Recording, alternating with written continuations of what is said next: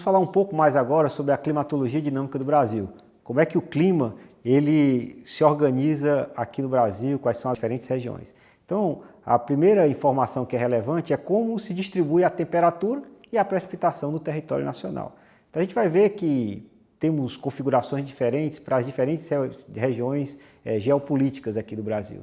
Se pegar a região norte do Brasil, a gente vai ter temperaturas mais elevadas e precipitações mais altas. Então, a precipitação, temperatura média, vai estar em torno aí de 26, 27 graus, a temperatura média anual na região norte. A gente vai ter precipitações na região norte que podem chegar à ordem de grandeza de 3.000 milímetros de chuva, ou seja, 3 metros de coluna d'água de precipitação, chegando até 3,3 metros de coluna d'água em algumas regiões do norte do Brasil. Já o nordeste do Brasil, a gente vai ter temperaturas mais elevadas, podendo chegar a médias anuais até de 26, 27 graus, e a precipitação vai ser uma precipitação mais modesta.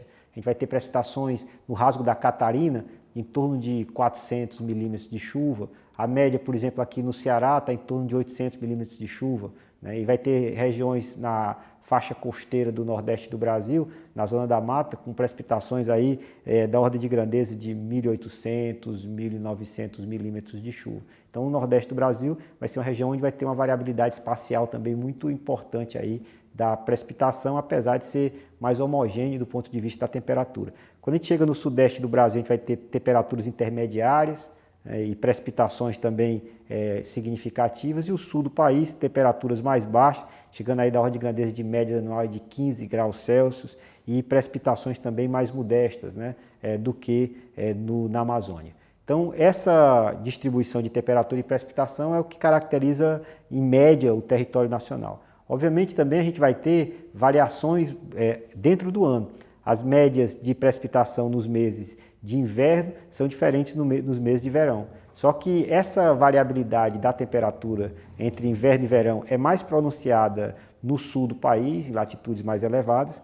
A gente vai ter temperaturas médias no final do ano em torno de 9 a 12 graus no sul do país, enquanto a temperatura média no mês de janeiro dessa região vai estar aí da ordem de grandeza de 27, 28, 29 graus. Então, há uma variação muito grande, enquanto a variabilidade térmica no nordeste do Brasil é muito baixa. A gente vai ter temperaturas da ordem de grandeza de 26, 27 graus durante praticamente todo o ano, com oscilação de 1 ou 2 graus. Então, a amplitude térmica nas regiões do Brasil, elas vão ter amplitude térmicas também muito grande. Mesma coisa que vai acontecer no regime de precipitação, né? Só que aí, no caso, a gente vai ter algumas regiões onde a chuva vai se distribuir mais uniformemente e outras a gente vai ter um ciclo sazonal, que é essa distribuição da chuva durante o ano, muito mais pronunciado.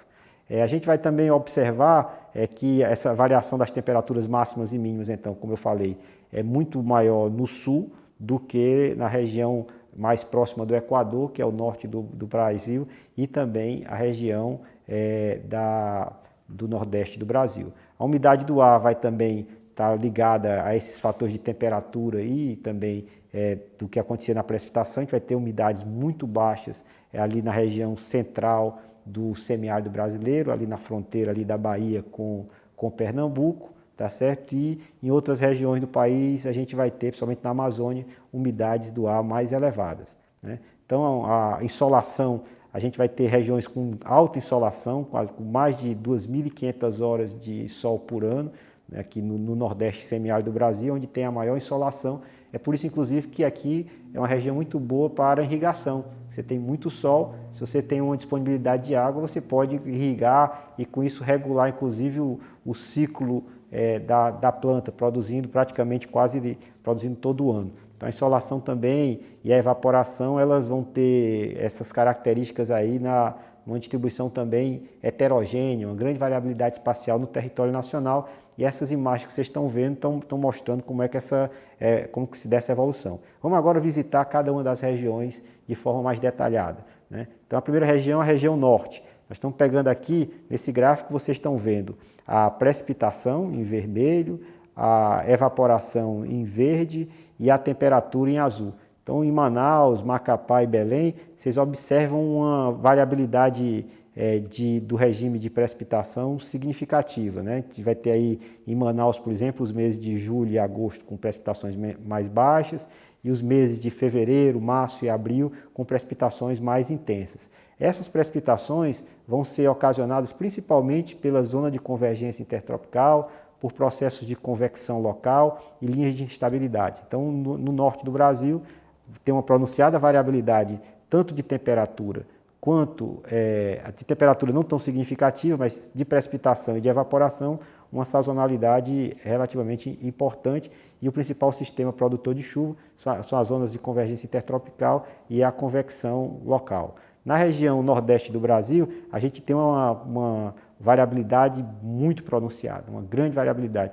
Com, por exemplo, Fortaleza, os meses de chuva mais intensos são os meses de março e abril, né, formando a quadra chuvosa fevereiro, março, abril e maio, e a gente tem praticamente chuvas muito poucas ou nulas quase, setembro, outubro e novembro, com pequena intensidade. Né. A mesma coisa acontecendo em São Luís, a mesma coisa acontecendo em Natal. Então a gente vai ter os meses de precipitação mais intensa. A zona de convergência intertropical, convecção local, brisas e ondas de leste são os principais sistemas meteorológicos que produzem chuva nessa região. Na região leste do Nordeste, vai ter Salvador, Recife e João Pessoa, a gente vai ter aquele efeito das ondas de leste. Então vai ter um deslocamento do período chuvoso um pouco mais aí para os meses de março para junho e julho também vão ter chuvas mais intensas, né? Então a gente vai ter também uma outra região, a região central do Brasil, né, a região centro-oeste.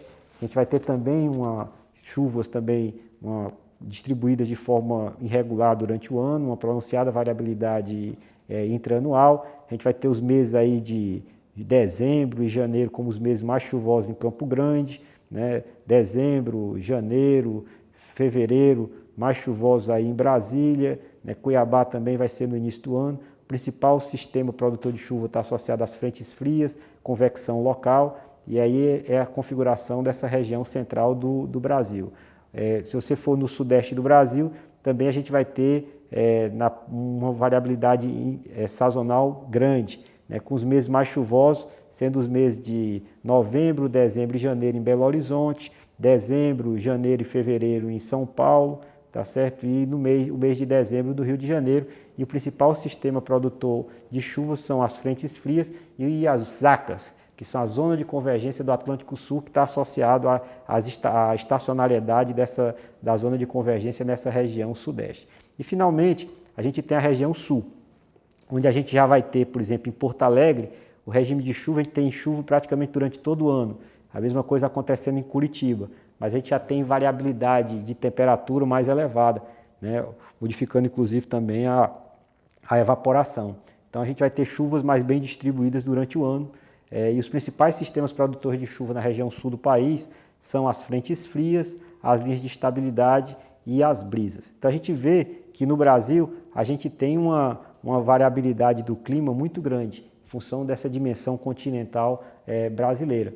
Então, isso vai afetar, obviamente, essa relação entre o regime de chuvas e de temperatura, vai afetar todo o ciclo hidrológico, porque a precipitação ela vai definir depois como é que vai se dar o regime de vazões de um determinado lugar, a temperatura ela vai condicionar também a evapotranspiração, e vai ser exatamente essas duas trocas da parte atmosférica com a superfície, são definidas pela temperatura e pela evapotranspiração. Então, essa distribuição do tempo, tá certo? E essas intensidades diferentes de chuva e de evapotranspiração vão definir o ciclo hidrológico de maneira diferente no sudeste, no sul do país, da Amazônia. Essas condicionantes climáticas vão definir o regime, inclusive, de vazões que a gente vai ter no rio. Obviamente não são só elas que vão definir. Como a gente vai ver mais à frente, a gente vai ter, as vazões vão ser definidas também pelas características da bacia hidrográfica, né? Então a bacia hidrográfica